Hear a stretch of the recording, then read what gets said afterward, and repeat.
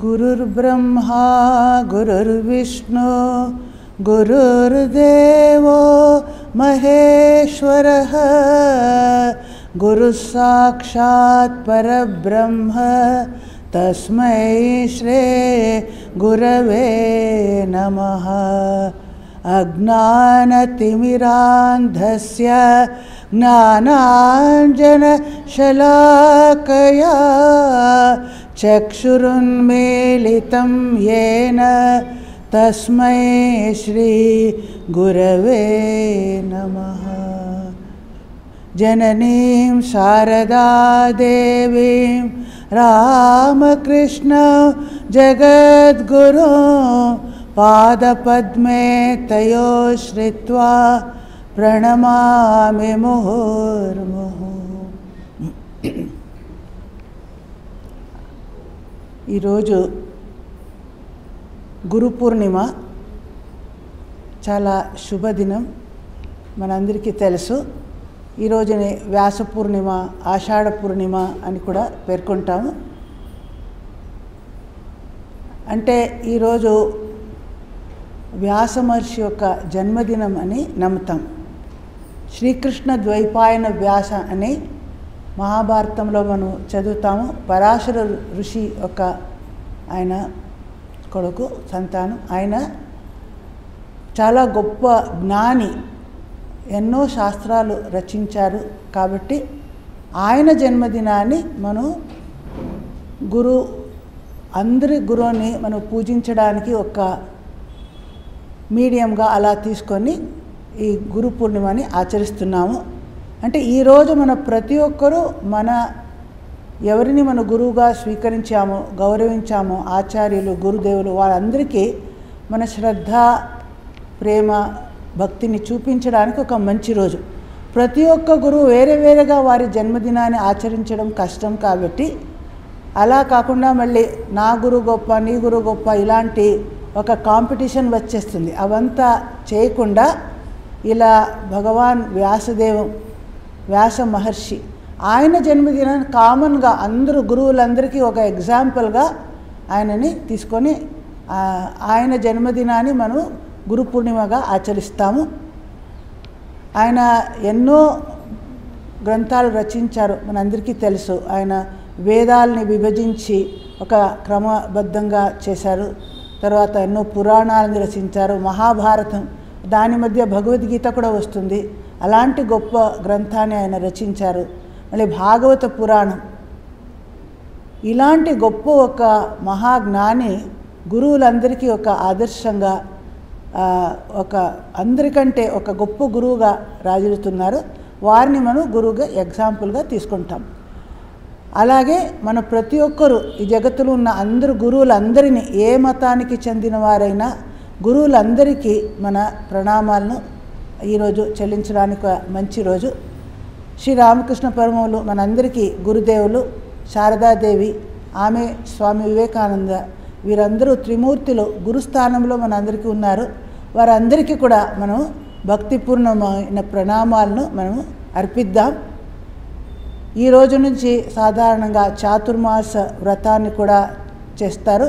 అంటే ఈ వానకాలంలో, వర్షాకాలంలో ఎక్కువగా సాధు సంతులు, మహాత్ములు అటు ఇటు తిరగకుండా ఒక్క ప్రదేశంలో ఉండి జపధ్యానాలు, సాధన చేసుకుంటూ ఉంటారు ఈ 4 నెలలు. అందుకోసం చాతుర్మాస వ్రతం అంటారు.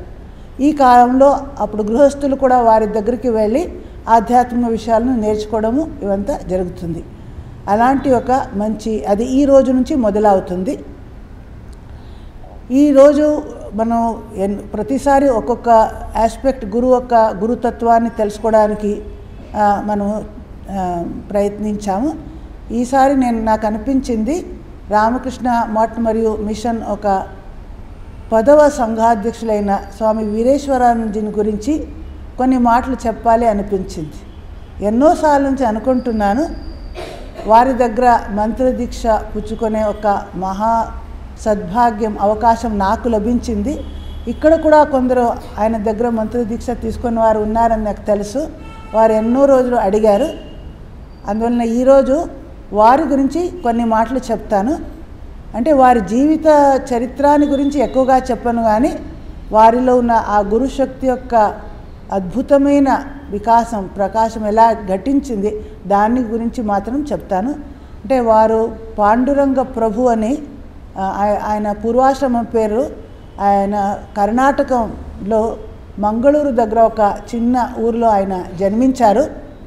తర్వాత శారదామాత దివ్యజనని దగ్గర ఆయన మంత్రదీక్ష పొందే ఒక మహా అదృష్టాన్ని ఆయన పొందారు. చాలా చిన్న ఏజ్లోనే ఆయన మద్రాస్ మఠంలో చేరి తర్వాతి కాలంలో మొదట ఆయన అసిస్టెంట్ సెక్రటరీగా, తర్వాత జనరల్ సెక్రటరీగా, చివరికి మహాసంఘాధ్యక్షులై కూడా చాలా సంవత్సరాలు రామకృష్ణ మఠ్ మిషన్ ఆయన చాలా ప్రగతికి తీసుకొని వస్తారు. ఆయన ఉన్నప్పుడు ఈ సంఘం యొక్క అద్భుతమైన వికాసం జరిగింది. అప్పుడే మన ఈ పీపీటీసీ అంటారు, ప్రీ ప్రొబేషనర్ ట్రైనింగ్ సెంటర్, అది స్టార్ట్ అవుతుంది. బ్రహ్మచారులందరికీ ప్రశిక్షణ కేంద్రం స్టార్ట్ చేశారు.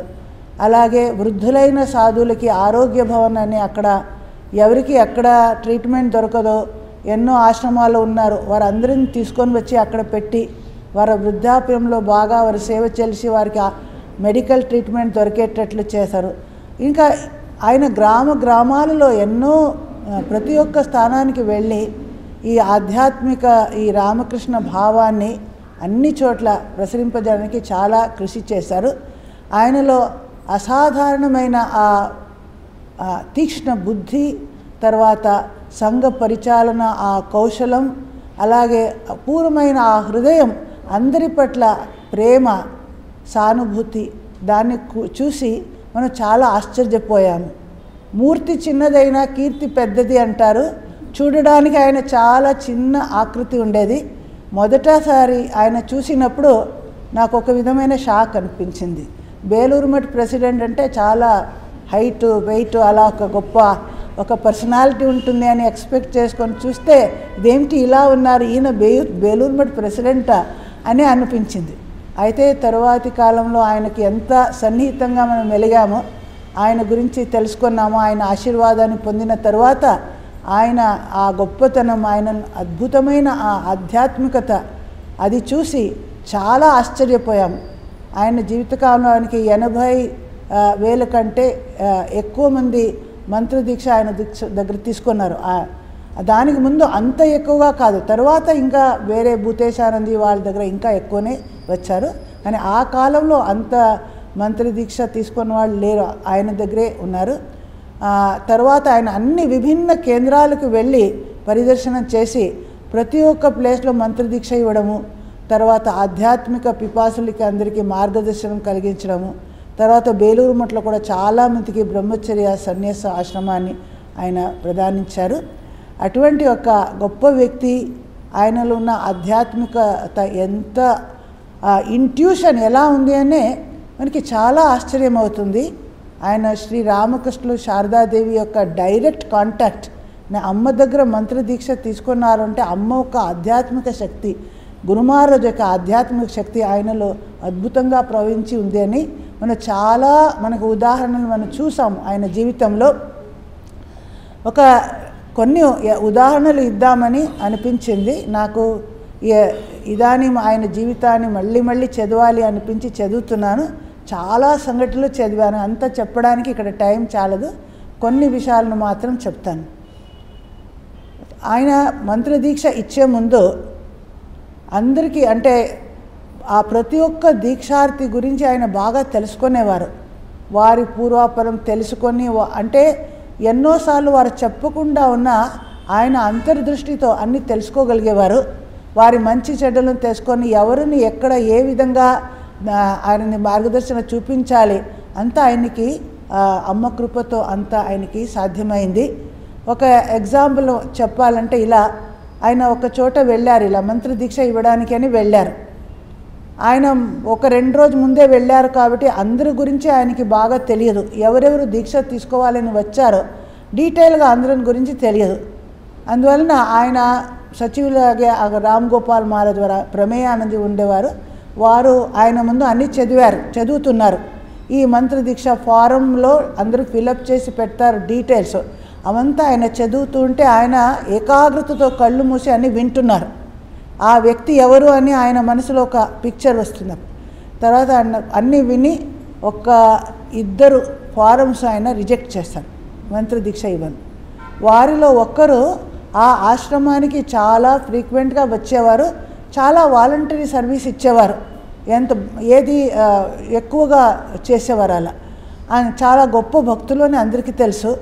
ఆ ఆశ్రమంలో ఉన్న అప్పుడు అధ్యక్షంగా ఉన్నవారు వారికి చాలా కష్టం అనిపించింది. ఆయన కూడా ఏడ్ చేశారు, నాకు మంత్రదీక్ష ఇవ్వరా మహారాజ్, నేనేం తప్పు చేశాను అని. అప్పుడు వారు అక్కడ ఉన్న అధ్యక్షులు, ఆ సెంటర్ అధ్యక్షులు ఆయన దగ్గరికి, మహారాజ్ దగ్గరికి వెళ్ళి, మీరు దయచేసి ఈయనకి దీక్ష ఇవ్వండి, ఆయన చాలా మంచి మన భక్తుడు, ఎన్నో మనకి సర్వీస్ ఇస్తారు, మీరు ఎందుకు ఇవ్వకూడదు అనుకున్నారు అని అడిగితే అప్పుడు మహారాజ్ చెప్తారు, ఈయన ముందే వేరే ఎవరి దగ్గర మంత్రదీక్ష తీసుకున్నాడు, కానీ ఆ విషయాన్ని ఆ ఫారంలో ఫిలప్ చేయవలసి ఉంటుంది. ముందు మంత్రదీక్ష తీసుకున్నారా, అక్కడ లేదు అని అబద్ధం రాశాడు, అందుకే నేను ఇవ్వను అన్నారు. అప్పుడు ఆయన్ను పిలిచి విచారిస్తే నిజంగానే ఆయన చిన్నప్పుడు, చాలా చిన్నప్పుడు అక్కడ కులగురు దగ్గర ఇంటి వాళ్ళందరూ మంత్రదీక్ష తీసుకున్నప్పుడు ఆయనకి కూడా ఇప్పించారు. ఆయనకి దీక్ష తీసుకోవాలి నేం లేదు, కానీ అందరూ తీసుకున్నప్పుడు ఆయన కూడా చిన్న వాళ్ళు కూడా ఆయన కూడా తీసేసుకున్నారు. ఆ విషయాన్ని ఇక్కడ ఎవరికి చెప్పలేదు. ఏమి దీక్ష లేని వాళ్ళలాగే కొత్తగా ఫారం ఫిలప్ చేశారు. ఆయన తన తప్పును ఒప్పుకొని మహారాజ్ దగ్గర చాలా క్షమ అడిగి అన్నప్పుడు ఆయన మళ్ళీ ఆయనకి దీక్ష ఇవ్వడానికి సమ్మతించారు. కానీ నువ్వు ముందు తీసుకున్న ఆ మంత్రాన్ని కూడా కొన్నిసార్లు రోజు జపించాలి, తర్వాత నేను ఇచ్చిన మంత్రాన్ని నువ్వు జపించవచ్చు అని ఆయనకి ఆదేశించారు. ఇలా ఆయనకు ఒక ఇంట్యూషన్లో ఉండేది. ఇంకో రాజ్కోట్లో ఎక్కడో వెళ్ళారు, అక్కడ కూడా ఇలా చాలామంది మంత్రదీక్ష తీసుకోవాలని వచ్చారు. ఆ రూమ్లో అందరూ ఆ రోజే మంత్రదీక్ష అవ్వాలి. ముందు రోజు అందరూ చూశారు, కానీ ఎవరికి అందరి విషయం బాగా తెలియదు, ఒక్కొక్కసారి ఎస్కేప్ అయిపోతుంది మన దృష్టికి. అలా వచ్చిన ఆ గ్రూప్ అందరూ కూర్చొని ఉన్నారు, ఇంకా మంత్రదీక్ష మొదలు పెట్టాలి. అప్పుడు వీరేశ్వరానందజీ అన్నారు, సడన్గా కళ్ళు మూసి అన్నారు, ఇక్కడ ఉన్నవాళ్ళలో ఎవరో మంత్రదీక్ష ముందే తీసుకున్న వాళ్ళు ఉన్నారు, వారు ఇక్కడి నుంచి వెళ్ళిపోవాలి అని అన్నారు. కానీ ఎవరూ లేవలేదు, కూర్చొనే ఉన్నారు. అంటే ఎలా తెలుస్తుంది అంతమందిలో? 2 సార్లు 3 సార్లు అనౌన్స్ చేసినా ఎవరూ లేవలేదు. అప్పుడు ఆయన అన్నారు, ఆ వ్యక్తి ఇక్కడి నుంచి వెళ్ళకపోతే నేను ఎవరికీ మంత్రదీక్ష ఇవ్వను ఇప్పుడు. అప్పుడు ఆ రామ్ గోపాల్ మహారాజ్ అనౌన్స్ చేస్తారు, దయచేసి ఎవరు దీక్ష తీసుకున్నారో ఒప్పుకొని మీరు వెళ్ళిపోండి, మీ వలన ఇంకా మిగతా వాళ్ళకి కూడా ఎవరికి ఇంకా మంత్రదీక్ష అవ్వదు, అందరి అదృష్టం ఇప్పుడు అలా పాడైపోతుంది, అలా చేయొద్దు అని ఆయన మళ్ళా చెప్పినప్పుడు ఒక్క మహిళ సడన్గా లేచి మెల్లిగా వెళ్ళిపోయింది. తర్వాత అడిగితే ఆమె ముందే 2 సార్లు ఎక్కడెక్కడో తీసుకొని 3వసారి ఇక్కడ ఒక కుతూహల ఇక్కడ ఏం జరుగుతుందో కొత్తగా వీరేమి ఇస్తారో చూడాలి, అలా ఒక కుతూహలంతో మంత్రదీక్ష తీసుకోవాలని వచ్చిందట. అయితే ఇది ఎవరూ మహారాజుకి చెప్పలేదు, మహారాజుకి వారెవరి గురించి ఏమీ ముందు తెలియదు.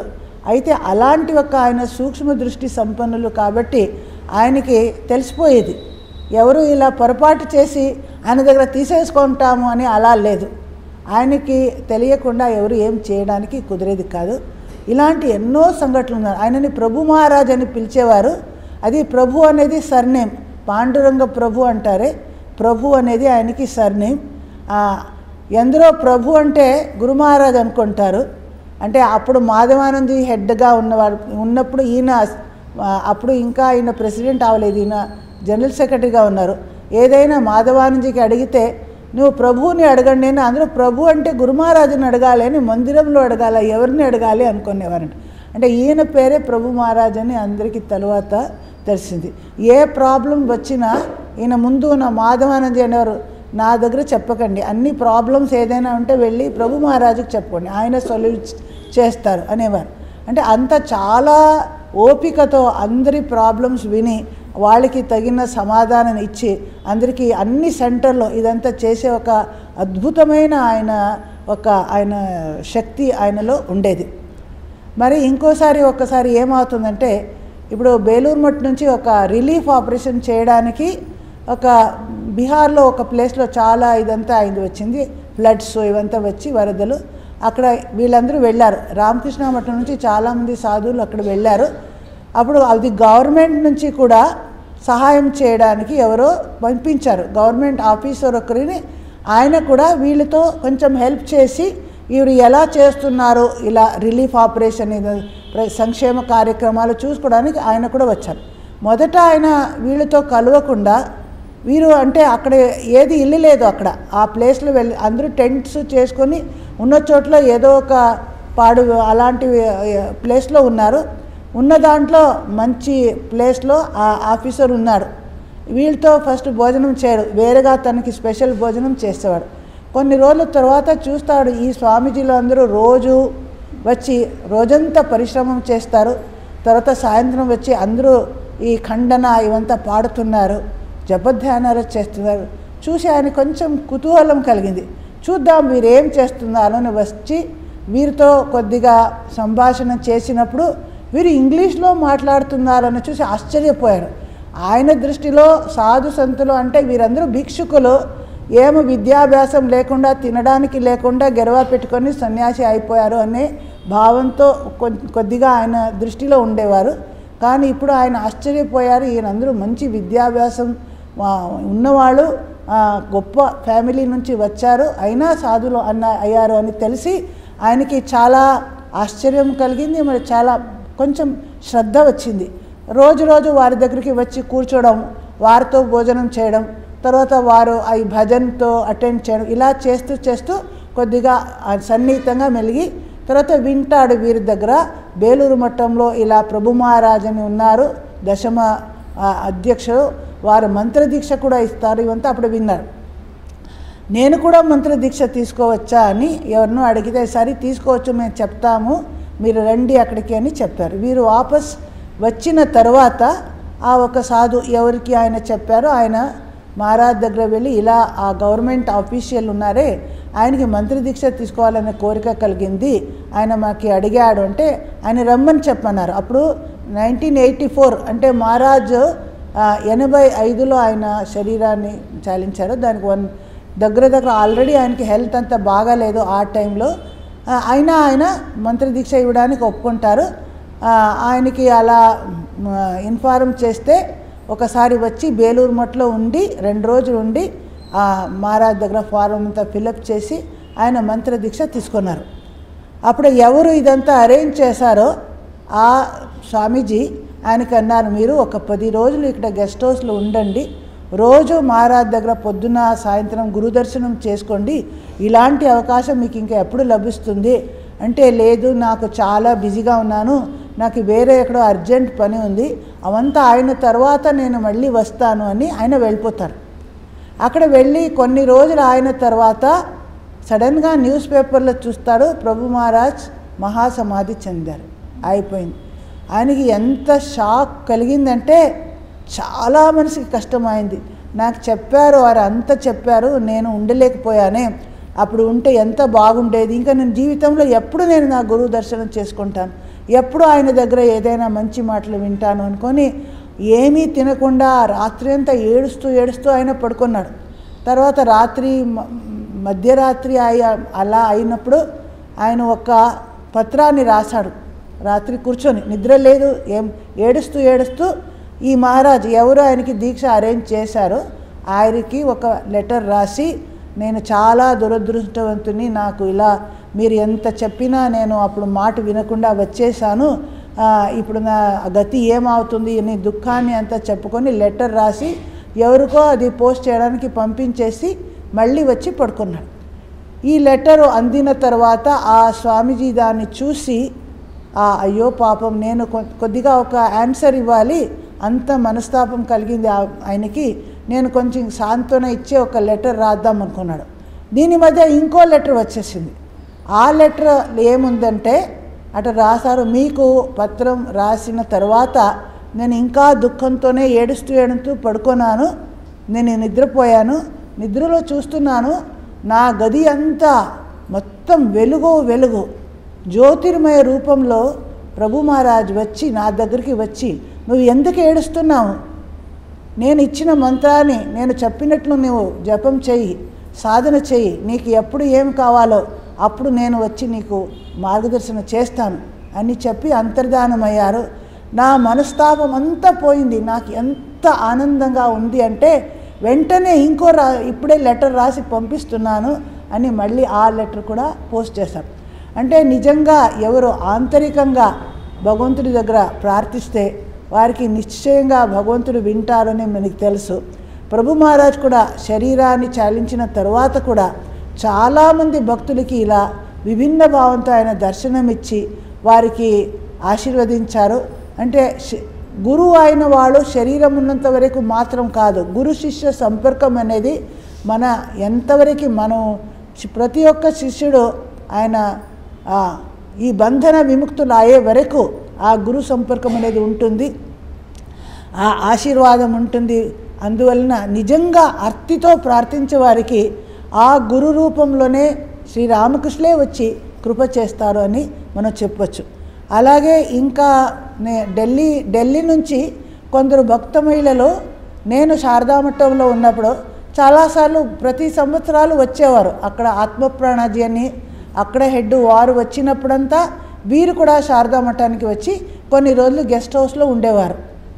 వాళ్ళలో ఊర్మిళ అని ఒక మహిళ ఉండేవారు, వారందరూ ఢిల్లీలో ఉండేవారు. నేను కూడా చూశాను, ఆ మహిళను చూశాను, వారందరిని చూశాను. వీరందరూ ఢిల్లీలో ఉన్నప్పుడు ఆ ఊర్మిళ అనే మహిళ సుప్రీంకోర్టులో ఆమె లాయర్. ఆమె చాలా ఎక్కువ చదివి బాగా విద్య అంత ఉంది, కానీ ఆమెకి రామకృష్ణ మఠం ఏ ఆశ్రమాలు అంటే ఏం నమ్మకం లేదు. ఈ సాధువులు అంటే వారు టైం నష్టం చేస్తున్నారు అనే అభిప్రాయం ఆమెకి. ఆమె ఫ్రెండ్స్ అందరూ వీరేశవాంది దగ్గర దీక్ష తీసుకొని ఎన్నోసార్లు బేలూరు మఠానికి వెళ్తే ఈమె ఎప్పుడు వెళ్ళేవారు కాదు. అప్పుడు ప్రభు మహారాజ్ వచ్చారు ఢిల్లీ ఆశ్రమాన్ని సందర్శించడానికి వచ్చి కొన్ని రోజులు ఉన్నారు. అక్కడ మంత్ర దీక్ష కూడా జరుగుతుంది. అప్పుడు ఈమె ఫ్రెండ్స్ అందరూ, ఆ ఊర్మిళ ఫ్రెండ్స్ అందరూ, నువ్వు వచ్చి ఒక్కసారైనా కలువు, మహారాజ్ వచ్చారు, అంత గొప్ప స్వామీజీ వచ్చారు అంటే నాకేం అవసరం లేదు. వీరందరూ ఎస్కేపిస్ట్స్, అందరూ పని చేయకుండా కర్తవ్యాలు చేయకుండా సాధు సన్యాసి అయిపోయారు, వీళ్ళని చూడడం నాకేం అవసరం లేదు అని చెప్తుంది.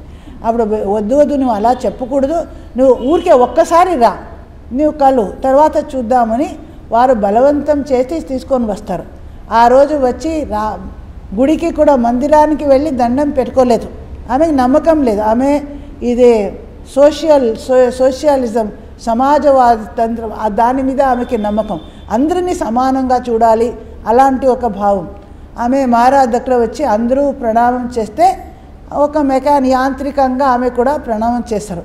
తర్వాత ఆయనతో తర్కించడం మొదలు పెడతారు.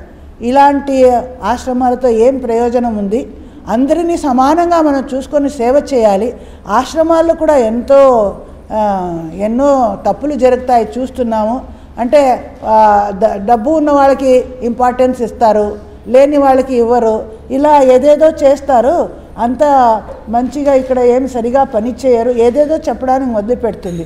ఇలాంటి ఏం పని. అప్పుడు ఆమెతో అంటారు, ఎవరు నిజంగా మన క్యారెక్టర్ తయారు అవ్వకుండా మన ఏం సమాజ సేవ నువ్వు చేస్తావు, మొదట నీ క్యారెక్టర్ పర్సనాలిటీ డెవలప్మెంట్ అవ్వాలి, పవిత్రత, సేవా మనోభావం, నిస్వార్థ మనోభావం ఇదంతా వచ్చిన తర్వాత నువ్వు సేవ చేయడానికి నీకు అర్హత వస్తుంది.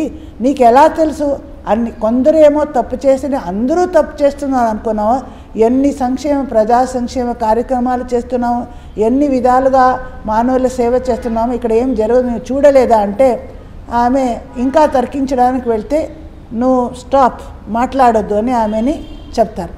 తర్వాత అందరూ వెళ్ళిపోయేటట్లు ఆమె కూడా దండం పెట్టుకొని వెళ్ళిపోవాలి అన్నప్పుడు ఆయన పిలిచి, నువ్వు రేపు స్నానం చేసి ఏమి తినకుండా రా, నీకు మంత్రదీక్ష ఇస్తాను. ఆమె ఆకాశం నుంచి పడిన మంత్రదీక్ష అంటే ఆమెకేం తెలియదు. నేనెందుకు దీక్ష తీసుకోవాలి, నేను దీక్ష అంటే ఆమెకి తతమతంగా అయిపోయింది, ఏం చెప్పాలి అని తెలియట్గా. అప్పుడు బయటకు వచ్చి ఆ ఫ్రెండ్స్తో ఉంటుంది, ఇదెందుకు, ఇది ఏం చెప్తున్నారు, నేను దీక్ష తీసుకోవాలని అడగలేదు కదా, నాకెందుకు ఆయన దీక్ష ఇవ్వాలి అని మొదలుపెట్టింది. ఆమె వారందరూ ఫ్రెండ్స్ అందరూ, నువ్వు అలా మాట్లాడొద్దు, ఎంతోమంది ఎందరో మంది భక్తులు చాలా రోజుల నుంచి పేరిచ్చి మంత్రదీక్ష కావాలి అని కోరుకుంటూ ఉంటే నీకు మహారాజ్ డైరెక్ట్గా స్వయంగా నేను ఇస్తాను అని చెప్పినప్పుడు నువ్వు దీక్ష తీసుకో, నీకు ఎంత మహా అదృష్టం, నువ్వు ఇలా చెప్పకూడదు అని ఆమెకి ఎంతో కన్విన్స్ చేస్తారు. తర్వాత నెక్స్ట్ డే మేము నీకు అంతా అరేంజ్ చేస్తామని ఆ ఫ్రెండ్సే పండ్లు అన్ని స్వీట్స్ ఏమేమి తీసుకొని రావాలో అంతా కొని ఇచ్చి ఆమెను మఠానికి తీసుకొని వస్తారు. అప్పుడు ఆమె మనసులో ద్వంద్వం, నేను ఇప్పుడే వెళ్ళిపోవాలి తీసుకోను అనే అనుకుంటుంది. హాల్లో అందరూ కూర్చొని ఉన్నారు, ఆమె కూడా కూర్చొంది. అప్పుడు కూడా మనసులో ద్వంద్వం ఉందంట. అప్పుడు ప్రభు మహారాజ్ రూమ్ ఎంటర్ అయ్యి అందరి వైపు ఒకసారి చూశారు. ఆమె వైపు చూసి సో యూ హ్యావ్ కమ్, వచ్చావు నువ్వు అన్నారు. ఆమె తర్వాత చెప్తుంది, ఆ మాట విన్న వెంటనే నా మనసులో ఉన్న ద్వంద్వం అంతా మాయమైపోయింది. నేను దీక్ష తీసుకోవడానికి నా మనసులో ఒక సంసిద్ధత వచ్చింది అని అంది. తర్వాత ఆ రోజు మంత్ర దీక్ష అయిపోయింది. ఆమె మహారాజ్ని తర్వాత అడుగుతుంది, ఈ మంత్ర ఒక అర్థం ఏమిటి? అప్పుడు ఆయన అంటారు, ఇప్పుడు అవంతా నీకు అవసరం లేదు, నేను ఎలా చెప్పానో ఆ మంత్ర సాధన చేస్తూ జపం చేస్తూ వెళ్ళు, తర్వాత నీకే ఒక కాలంలో అంత అర్థమవుతుంది, సమయం వచ్చినప్పుడు నేను అంతా నీకు చెప్తాను అని అన్నారు. ఇదైనా కొన్ని సంవత్సరాలు అయింది. ఈ మధ్య ప్రభు మహారాజ్ మహాసమాధి చెందారు. ఇది ఎవరు ఈ శృతి కథ రాశారో ఆయన రాజ్కోట్లో ఉంటారు. ఆయన ఢిల్లీ సెంటర్కి వెళ్ళారు. వెళ్ళినప్పుడు సంతోష్ మహారాజ్ అంటారు ఆయనకి, ఏం సన్యాసిని ఏమో. ఆయన వెళ్ళినప్పుడు ఆయన అందరూ ఆ ఊర్మిళ ఫ్రెండ్స్ అందరూ వచ్చి ఆయన కలుస్తారు. ఆమె రావటం లేదు. ఆయన అడుగుతారు, ఆమె ఎక్కడ రాలేదంటే ఆమె చాలా అస్వస్థురాలై ఉంది, ఆమెకి క్యాన్సర్ సోకింది, ఆమెలో ఈసోఫేగస్ అంత స్టమక్ అంత క్యాన్సర్ అయి చాలా స్ప్రెడ్ అయిపోయి చివరి రోజుల్లో ఉంది అంటారు. అప్పుడు ఆమెను చూడడానికి ఆమె ఇల్లుకి వెళ్ళారు. ఆయన ఇంటికి వెళ్ళి అప్పుడు ఆమె పడుకొని ఉంది. అయితే ముఖంలో ఒక ప్రసన్నత భావం. ఆయన దగ్గర వెళ్తే ఆమె చాలా ఆనందించింది ఆయన వచ్చారు అని. అప్పుడు చెప్తుంది, నువ్వు ఎలా ఉన్నావు అని అడిగితే చెప్తుంది, ఒక కాలంలో నేను మహారాజుని అడిగాను, ఈ మంత్రం ఇచ్చారే దాని అర్థం ఏమిటి అని. ఆ రోజు నాకు అర్థం తెలియలేదు, కానీ ఇప్పుడు నాకు బాగా అర్థమవుతుంది. నా శరీరంలో ప్రతి ఒక్క అణువులో తీవ్రమైన వేదన, తీవ్రమైన కష్టం ఉంది. అయితే నా మనసు ప్రశాంతంగా ఉంది, ఆనందంతో నిండి ఉంది. మంత్రం యొక్క మహిమని నేను ఇప్పుడు తెలుసుకున్నాను ఉంది. అది ఆయన కొన్ని రోజులకి ఆమె చనిపోయింది. చివరి రోజుల్లో కూడా ఆమె ఓన్లీ గురు మహారాజ్ గురించి, అమ్మ గురించి, మహారాజ్ గురించి మాట్లాడటమే, ఇంకా వేరే ఏం మాటలు లేవు. అలా ఒక ఆధ్యాత్మిక విషయాలను గురించి లేకుండా వస్తువులని గురించి, ప్రాపంచిక విషయాన్ని ఏమీ మాట్లాడలేదు. అలా గడిపి అంటే ఆశ్చర్యం చూడండి, ఎవరు దీక్ష తీసుకోను అంటారు, గురు కృప చేసి పిలిచి దీక్ష ఇస్తున్నారు. ఆమెకి నమ్మకం లేదు, నమ్మకం కలిగించి అలాంటి ఒక స్థితికి తీసుకెళ్లారు. శారీరకంగా అంత ఒక కష్టం, దాని మధ్య ఆమె మనసులో ఒక ఆనందమైన ఆ స్థితిని పొందగలిగింది అంటే ఎంత గొప్ప అని నాకు అనిపించింది. నేను ఆ మహిళని చూశాను కాబట్టి, ఆమె క్యాన్సర్ అని ఎన్నోసార్లు బాంబే ఇచ్చి ట్రీట్మెంట్ తీసుకున్నంతా చూశాను. చివరి రోజులో ఇలా జరిగింది, ఎంత ఆశ్చర్యంగా ఉంది. ఇలా మహారాజు యొక్క గొప్పతనాన్ని చెప్పడం ఎన్ని సంఘటనలు చెప్పినా ఇంకా ఎక్కువనే ఉంటాయి. ఇంకోసారి ఇంకా ఇద్దరు వృద్ధ దంపతులు బేలూరు మఠానికి వచ్చి మంత్ర దీక్ష తీసుకున్నారు. వారికి బెంగాలీ కూడా రాదు, గెస్ట్ హౌస్లో ఉన్నారు. అక్కడ వచ్చినప్పుడు వారు చూస్తారు, ఇక్కడ ఇంతమంది సాధువులు, చిన్న బ్రహ్మచారులు చిన్నప్పటి నుంచే జపసాధన చేస్తున్నారు. చూసి వారికి చాలా ఏడుపు వచ్చేసింది. మన ఇద్దరు లైఫ్ అంతా మేమిద్దరూ వేస్ట్ చేశాము, ఇన్ని సంవత్సరాలు ఏమీ చేయలేదు, వృద్ధాప్యం వచ్చేసింది, మన గతి ఏమవుతుంది అని వారు చాలా దుఃఖించి అలా ఏడుస్తున్నారు. అప్పుడు అక్కడ వారిని మహారాజ్ దగ్గర తీసుకెళ్తారు. ఆయన అంటారు, మీరెందుకు దుఃఖిస్తున్నారు? మీరేదైనా మంత్రదీక్ష తీసుకోకుండా మీరు చనిపోతే మీరు మంచి గతి లభించేది కాదు. అయితే మీరు ఇష్టమంత్రాన్ని పొందారు, దాని సాధన ఎంత మీకు శక్తి ఉందో శక్తి మేరకు సాధన చేయండి. అది మీకు ఖచ్చితంగా దీనికంటే మంచి జన్మం లభిస్తుంది. మీకు ఒక ఆధ్యాత్మిక వాతావరణంలో ఆధ్యాత్మిక ప్రవృత్తి గల ఆ తల్లిదండ్రులకి జన్మించి ఇక్కడి నుంచి ఇంకా మీరు ఎంతో ఊర్ధ్వగతిని మీరు సాధించగలుగుతారు. నా శరీరం కూడా పడిపోతుంది, మీ శరీరం కూడా కొన్ని రోజులు పడిపోతుంది, కానీ ఆధ్యాత్మిక ఉన్నతి మీకు ఖచ్చితంగా కలుగుతుంది. మీరు ఏడవడానికి కారణమేమి అని ఆయన చాలా సమాధానం చేసినప్పుడు వారు మన సమాధానం పుచ్చుకొని వాపసు వెళ్తారు. ఇలాంటి ఎన్ని సంఘటనలు ఉన్నాయి. ఇంకా నేను విన్నాను, అదే ఇంకొక దంపతి ఇద్దరు మంత్ర దీక్ష తీసుకున్నారు, కానీ ఆమె ఏమో ఆ మంత్రాన్ని మర్చిపోయింది, కరెక్ట్గా వినిపించుకోలేదు. అప్పటి నుంచి ఒకే అశాంతి, ఇంటికి వచ్చి అశాంతిలో ఉంది.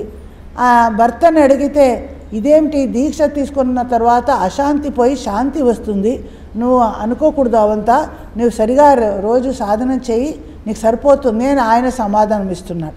కానీ ఆమెకు మాత్రం సమాధానం కలగలేదు. కానీ కొన్ని రోజుల మధ్య ఆమె స్వప్నంలో ఆయన వచ్చి, మహారాజ్ వచ్చి, నువ్వు మంత్రాన్ని సరిగా జపం చేయటం లేదు, ఇలా చెయ్యి అని ఆమెకి డైరెక్షన్ ఇచ్చి తర్వాత ఆయన స్వప్నంలో కనిపించారు. అప్పటి నుంచి ఆమె మంత్రం సరిగా జపం చేసిన తర్వాత ఆమె మనస్సులో ఉన్న ఆ మనస్తాపం దూరమై మహాశాంతి కలుగుతుంది. అలా ఆయన ఎలా అందరినీ గైడ్ చేసేవారు అని ఎన్ని సంఘటనలు మనం చెప్పొచ్చు. మన ఈ జీవితంలో మనం వచ్చిన తర్వాత కూడా ఎన్నో విధాలుగా ఆయన మనకి ఇలా చెప్తారు. ఆయనకి చాలా గుర్తుండేది, ఎప్పుడో ఎవరో చేసినది, ఎప్పుడో చెప్పినది కూడా ఆయన మర్చిపోయేవారు కాదు. చాలా మెమొరీ పవర్ అంటే ఆయనకి చాలా ఎక్కువ ఉండేది. అంటే మేము ఎప్పుడో ఒకటి కావాలి అని అడిగితే ఎన్నో సంవత్సరాల తర్వాత కూడా ఎవరికి ఒక స్వెటర్ కావాలి, ఎవరికి ఏదో ఒక ఇంకో ఐటెం కావాలి, ఆయన గుర్తు తెచ్చుకొని వారికి అది పంపించేవారు. ఎవరికి ఏం కావాలి అని చూసి ఆయన పంపించేవారు. ఒకరోజు ఆయన దగ్గర వెళ్ళినప్పుడు నేను అడిగాను, మీకు ఇలాంటి స్మృతి శక్తి ఎలా వచ్చింది మహారాజ్, మీకు ఎలా, మనం ఎంత ఇప్పుడే విని ఇప్పుడే మర్చిపోతున్నామంతా అంటే అది అటెన్షన్ ఆఫ్ మైండ్ ఉండాలి అని ఒక ఇన్సిడెంట్ చెప్పారు. అంటే ఇంకో అక్కడ చెప్పారు, ఆయన ఒక ఫైల్, ఒక ఇంపార్టెంట్ అఫీషియల్ ఫైల్ ఉంది, ఆయన అసిస్టెంట్కి నువ్వు అక్కడ పెట్టు అని ఒక అల్మారాలో ఒక చోటు చూపిస్తే ఆయన పెట్టి ఆ సాధు పెట్టి వెళ్ళిపోయారు. చాలా సంవత్సరాల తర్వాత అదే ఫైల్ ఒక ఏదో పనికి కావాలి, అప్పుడు మహారాజ్ ఆ సాధువునే పిలిపించి ఆ ఫైల్ తీసుకొని రా అంటే ఆయనకి ఏమీ గుర్తులేదు. ఎవరు పెట్టారో ఫైల్ని, ఎక్కడ పెట్టానో అది ఏమీ గుర్తులేదు. అప్పుడు ఆయన చెప్తారు, ఆ అల్మారీలో ఆ ప్లేస్లో అది ఉంది చూడు అని చెప్తారు. అలా చెప్పినప్పుడు అది సరిగా అక్కడే ఉంది ఆ ఫైల్ అక్కడే ఉందని చూశారు. తర్వాత ఆయన అడుగుతారు, మీకు ఎలా గుర్తు వచ్చింది అని అడిగితే అప్పుడు అంటారు, ఇదే ఒక పని చేసినప్పుడు పూర్తి మనస్సు ఇచ్చి పని చేయాలి, లేదంటే అలా అవుతుంది. మీరంతా పని చేసేటప్పుడు మైండ్ ఒక 10 చోట్ల ఉంటుంది, పూర్తి ఏకాగ్రతతో ఆ పని చేస్తే నిజంగా అది అలా గుర్తుంటుంది అన్నారు. అలా చెప్పారు. తర్వాత ఒకసారి ఎవరో వారిని అడుగుతారు దీక్షితుల్లో, మీ జీవితంలో మీకు ఏ రియలైజేషన్ కలిగింది అని అడిగారు. మీకు ఏదైనా భగవద్ దర్శనం కలిగిందా, ఏదైనా మీకు లభించిన ఒక సిద్ధి, దాన్ని గురించి చెప్పండి అంటే అంటారు, నాకు ఇప్పుడు 90 సంవత్సరాలు అయిపోయింది, ఒక్క విషయం నాకు ఖచ్చితంగా అర్థమైంది ఏమంటే శ్రీ రామకృష్ణులు గురు మహారాజ్ మాత్రమే ఈ జగత్తులో సత్యం, ఇంకా మిగతా అంత అర్థహీనమైనది దేని కాదు, ఆయన ఒక్క నిజమైన అసలు సత్యం అంటే ఆయన మాత్రం. ఇది ఖచ్చితంగా ఒక కన్విక్షన్ వచ్చింది. దీనికంటే గొప్ప రియలైజేషన్ ఏముంది? మనకి ఎన్నో మన కళలు చూస్తాము, విజన్ చూస్తాము, మర్చిపోతాము, కానీ ఎప్పుడూ అది గుర్తుంది ఆయనకి, ఇది శ్రీరామకృష్ణులు మాత్రమే సత్యం, ఇంకా ఈ జగత్తులో ఇంకా అంతా ఏమీ మిథ్య అని. తర్వాత ఇంకొకసారి ఆయనని ఒక మహారాజ్ అడుగుతారు, మనకు ఆశ్రమంలో ఉన్నా మనకి టైమే దొరకదు, ఎప్పుడూ మనం స్వామీజీ పని కదా చేస్తున్నాము, ఇంకా జపధ్యానాలు చేయకుండా ఉంటే ఏముంది? ఈ స్వామీజీ అన్నారు, కర్మయోగం ద్వారానే భగవద్ దర్శనం లభిస్తుంది, కర్మయోగం ద్వారానే ముక్తి కలుగుతుంది అన్నారు కాబట్టి మన అందరికీ ముక్తి లభిస్తుంది కదా, మనం వేరేగా జపధ్యానాలు చేయకుండా ఉంటే ఏమి అంటే అలా అవదు అన్నారు. ఎందుకు? స్వామీజీ అబద్ధం చెప్పారా? స్వామి వివేకానందులు కదా చెప్పారంటే స్వామీజీ ఏం చెప్పారు? కర్మయోగం అంటే ఏమిటి? కర్మయోగం అంటే ఆయన అంటారు constant and conscious remembering of God while doing work. అనవరతము భగవంతుని స్మరిస్తూ భగవంతుని పని చేస్తున్నాను అని గుర్తుకి తెచ్చుకొని నువ్వు పని చేస్తే అప్పుడు ఆ కర్మయోగం అవుతుంది. ఆ కర్మయోగమే నేను భగవంతుని దగ్గర తీసుకెళ్తుంది. లేదంటే ఊరికే ఎన్నో మంచి మంచి గొప్ప గొప్ప పనులు చేసిన మాత్రానికి నీకు కర్మయోగం ఆవదది అని చెప్తారు. ఇలా ఎన్నో విధాలుగా మహారాజ్ మనకి గైడెన్స్ ఇచ్చారు. ఈరోజు ఆయన ఒక పుణ్యస్మృతి గుర్తుకి తెచ్చుకొని నాకు కూడా చాలా ఆనందంగా ఉంది. ఇంకా ఎక్కువ చెప్పడానికి సమయం లేదు. ఆయన రూపంలో వచ్చినట్లు శ్రీ రామకృష్ణులే ఆయన చెప్పేవారు, ప్రతి ఒక్కరూ నా గురు నీ గురు అని కలహాలు చేయొద్దు. శ్రీరామకృష్ణులే అసలైన గురు. మీకు ఏదైనా కావాలంటే నాకు చెప్పాలంటే గురు మహారాజ్ దగ్గర చెప్పండి, అది నాకు తెలుస్తుంది. ఆయన దగ్గర చెప్తేనే నా దగ్గరికి ఆ ఇన్ఫర్మేషన్ వస్తుంది. మన అందరూ ఈ యుగంలో శ్రేష్ఠ గురువు అయిన శ్రీరామకృష్ణులు, మహామాత శారదాదేవి, స్వామి వివేకానందులు వారి ఆదర్శంలో వారి యొక్క ఆశీస్సులతో ముందుకు వెళ్ళాలి అని ప్రార్థిస్తూ నా 2 మాటలు ముగిస్తాను. ఓం అసతో మా సద్గమయ తమసో మా జ్యోతిర్గమయ మృత్యోర్మా అమృతంగమయ. ఓం శాంతి శాంతి శాంతి. హరి ఓం.